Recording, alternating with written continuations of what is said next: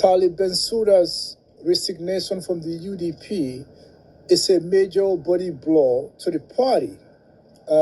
As an executive member and the mayor of KMC, he had contributed immensely to UDP's political appeal as a young person. There is clearly and understandably a clamor for a younger leadership within the party. And I think UDP has not met the moment when it comes to promoting younger talent to replace Lawyer Dabo in the lead up to 2026. Inevitably, the party is going to splinter into factions, rendering them it almost impossible to take on President Barrow in 2026. If he Bensouda being our one, tey mooy coow bi moo tax ngeen call ma wax ma it's unfortunate for Mr. Talib Bensouda. I don't think he understands the dynamics of politics. Although you can be in a political party also, but understand the politics of Gambia sax understand ko bu baax xam nga nekk ndaw buga foog ne understand nga not only him ñeneen ñi dañ foog ne su nekkee ministre wala mayor wala chairman naa ko fi previously mooy ne rek quickly mooy some of them they are fit for national duty. They are not fit for it. But it's one thing organization, science club, football club, even football teams are captain Mungfa. Why indeed a Klifa tolu Gambia sohla. What actually went wrong in your calculation or in your estimation? Thank you very much, Mr. Balde. It's always a pleasure to be invited to your platform to express my opinion regarding the party that I become a part of since 2017. Yes, we have seen 11 candidates that apply, 11 party members that apply to become, flag bearers or presidential candidates for the UDP, including the party leader, Secretary General Noya Dabo. Yes, that was democracy at play. It's unprecedented in the political history of the UDP. Of course, UDP is the only political party that would actually put out an advertisement on the radio, newspapers to apply to actually, invite application for people that are interested to become flag bearers. But this year alone, 11 candidates is unprecedented. It shows that democracy that play, that UDP is exhibiting itself because it's named the United Democratic Party. So to actually have this kind of internal democracy, what that tells Gambians is that the UDP is, of course, indeed a very democratic party. Yes, unfortunately, the mayor of Cardiff Municipality, who also is the organizing secretary of the UDP, did apply, but his application, created an avalanche of reactions from party stalwarts and members. I'm not sure why that was the case, because some people reproduced this video where he did mention categorically that the party leader applies, he would not apply. But he also gave a video to indicate that he asked about whether the party leader, Lawyer Hussein Odabo, did apply, and his investigation determined that he did not. That's why he applied the last minute. But the avalanche of criticism was very, very unnecessary. People who were opposed to the mayor's application, I think they went over the board, because it is within his democratic means to apply as a bona fide member of the UDP. People like Amadou Sane, who is, of course, among the closest allies of Lawyer Dabo, did apply. Our party had called legal luminaries. Dr. Lamin J. Dabo and Mori Today did also apply. They are among the prominent applicants, but their application did not generate such a very controversy in comparison to the controversies that actually ignited, because of the mayor's application. I think the matter should have been handled in a more, organized way. People that were opposed to it should understand that it is within his democratic principle, democratic actually rights to apply. Unfortunately, I mean, the heat was really intensified.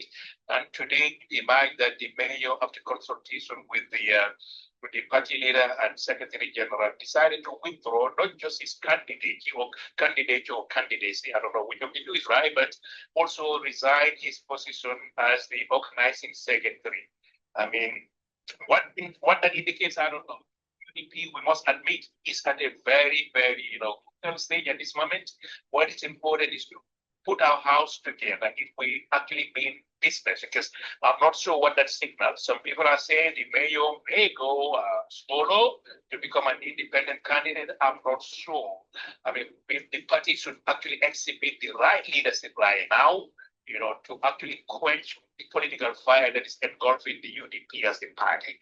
I think that's my call. Everyone's focus now, just like the party secretary general said, nobody should be going after the mayor because he is the twice winning mayor for Cardiff municipality. He contributed immensely in bringing new people on board. He should be respected for that. I think we need to do soul searching, to understand that yes, 2026 is at the corner. The process is still going on. Now we have 10 candidates.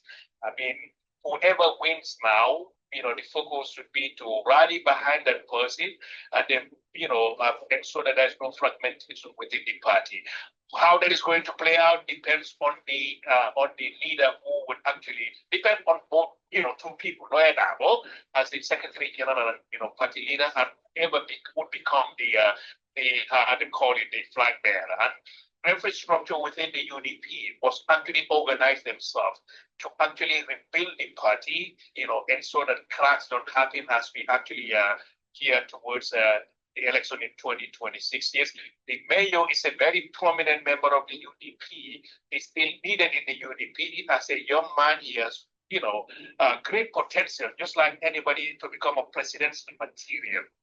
And then he has exhibited his democratic rights, and he should actually have been, chastised for that. I think, that should become, UDP. We should be those are our warriors on the social media. They should have been measured.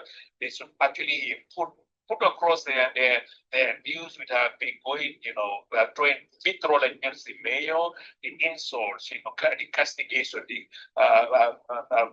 character assassination. Those are all unnecessary because they are toxic to the cohesive nature of the party. It should be discouraged.